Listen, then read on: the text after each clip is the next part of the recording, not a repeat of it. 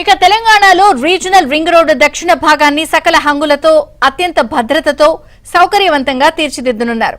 రహదారి నిర్మాణ ఆకృతి, రహదారి మార్గంలో విద్యుత్ స్తంభాలు, పైప్ లైన్లు, టెలిఫోన్ లైన్లు తొలగించి తిరిగి అమర్చడంపై సమగ్ర ప్రాజెక్టు నివేదికను రూపొందించేందుకు సలహా సంస్థల ఎంపిక కోసం ప్రభుత్వం ఇటీవల టెండర్లను పిలిచింది. టెండర్ నోటీసులో సలహా సంస్థలకు చేసిన పలు సూచనల ద్వారా ఆర్ఆర్ఆర్ స్వరూపం ఎలా ఉండబోతోందో అని తెలుస్తోంది. దాని ప్రకారం ఆర్ఆర్ఆర్ దక్షిణ భాగ రహదారి చౌటుప్పల్, ఆమనగల్, సంగారెడ్డి మధ్య 200 కిలోమీటర్ల పొడవున ఉండనుంది.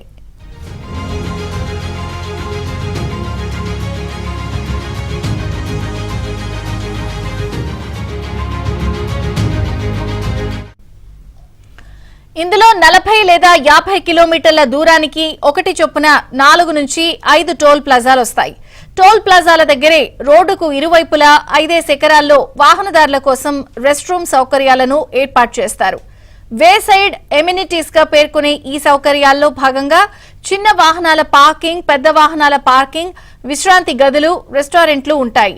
టోల్ ప్లాజాలు, వే సైడ్ ఎమ్యూనిటీస్ ఎక్కడెక్కడ ఏర్పాటు చేయాలో కన్సల్టెంట్లు సూచించాల్సి ఉంటుంది.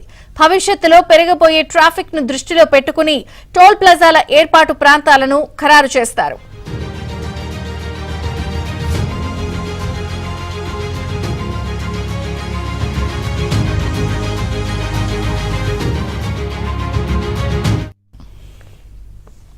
టోల్ ప్లాజాల దగ్గర ఎక్స్ప్రెస్ వే మీదకు వాహనాలు ఎక్కి దిగేందుకు వీలుగా నిర్మించాల్సిన సర్వీస్ రోడ్ల డిజైన్ ను కూడా కన్సల్టెంట్లు సూచించాల్సి ఉంటుంది.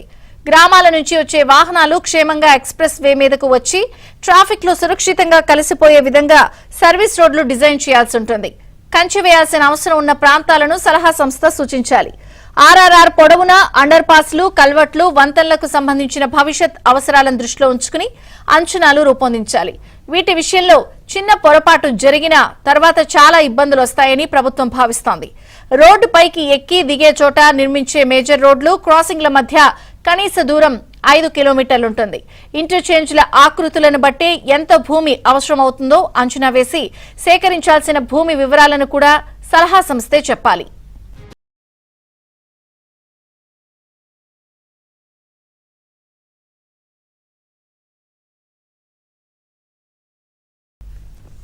రహదారి మధ్యలో వచ్చే కొండలు, గుట్టలు, ఇతరత్రా వివరాలను 3D రూపంలో ఇవ్వాలి.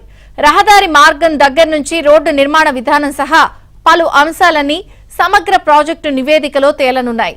అండర్ పాస్, రోడ్ ఓవర్ బ్రిడ్జ్లు, క్రాసింగ్, జంక్షన్ల లెక్క డిపిఆర్లోనే తేలుతుంది.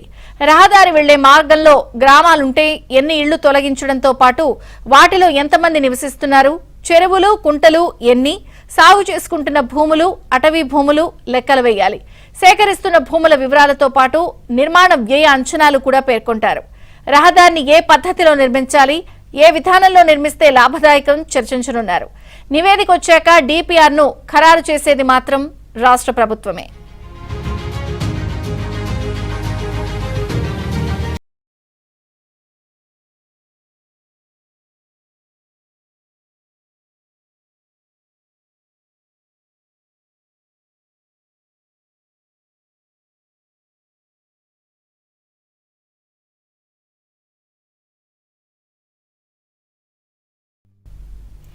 తొలుత కేంద్రం ఆర్ఆర్ఆర్ దక్షిణ భాగం ప్రాథమిక అలైన్మెంట్ ను ఖరారు చేసినప్పుడు చౌటుప్పల్, ఆమనగల్, సంగారెడ్డి మధ్య 189 కిలోమీటర్ల పొడవున నిర్మించాలని నిర్ణయించారు. రాష్ట్ర ప్రభుత్వం తానే చేపట్టాలని నిర్ణయించినప్పుడు ప్రాథమిక అలైన్మెంట్ లో కొన్ని మార్పులు చేసింది. 11 కిలోమీటర్లు పెరిగి 200 కిలోమీటర్లు అయింది. తాజా టెండర్లలో 200 కిలోమీటర్లనే పేర్కొన్నారు.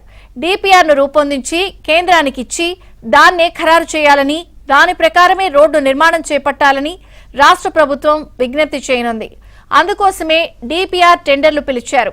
బిడ్లను ఫిబ్రవరి 11న తెరవనున్నారు. తెలంగాణ ప్రభుత్వం ఖరారు చేసి ఇచ్చిన డిపిఆర్ ను కేంద్రం ఆమోదిస్తుందా? మొదటగా నిర్ణయించిన 189 కిలోమీటర్ల అలైన్మెంట్ ప్రకారమే ముందుకెళ్తుందా అన్నది తెలియాల్సింది.